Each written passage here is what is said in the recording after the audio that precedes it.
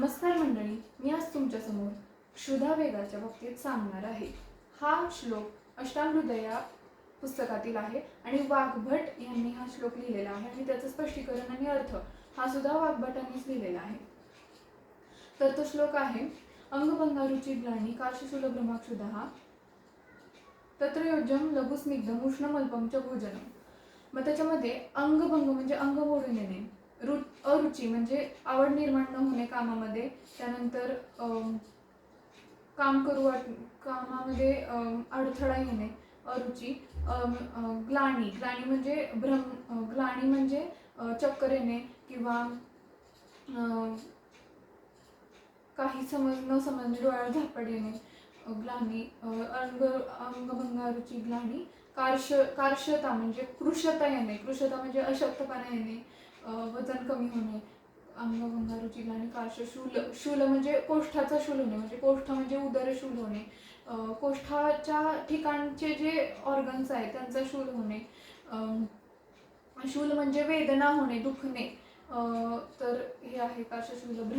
भ्रम म्हणजे काय, तर कोणती गोष्ट खरी नसताना ती खरी असल्यासारखी वाटणे, भ्रम.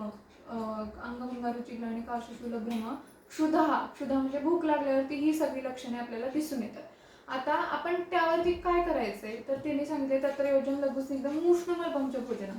म्हणजे काय करायचंय, तर योजना करायची आहे कशाची, लघु म्हणजे पचविण्यासाठी हलका आहार घ्यायचा आहे, स्निग्ध म्हणजे द्रवता, आर्द्रता निर्माण करणारा असा द्रव आहार, ऑइली आहार घ्यायचा आहे आपल्याला. उष्ण आहार घ्यायचा, उष्मा निर्माण करणारा, परिवर्तन निर्माण करणारा असा आहार घ्यायचा आहे. उष्ण अल्प म्हणजे कमी प्रमाणातला आहार घ्यायचा आहे, कमी आहार घ्यायचा. त्यामुळे उपवास केल्यावरती कधी पण उपवास करून आपण सोडताना जास्त जेवायचं नाही की आता मी दिवसभर खाल्लंच नाहीये मग मी जास्त जेवणार मग ते भरून काढणार, असं नसतं. कमी जेवायचं असतं म्हणजे संतुलित आपली बॉडी जी आहे ती संतुलित राहते.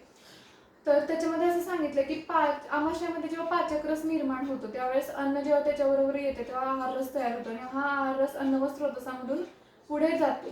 त्यावेळेस पाचक रसच आमाशयामध्ये फक्त राहतो. त्यामुळे मग पुढचे अन्न येण्यासाठी आमाशय वाट बघत असते. तर त्यासाठी आपण परत एकदा जेवलं पाहिजे, एवढंच क्षुधा वेगामध्ये त्यांनी सांगितलेलं आहे. तर धन्यवाद.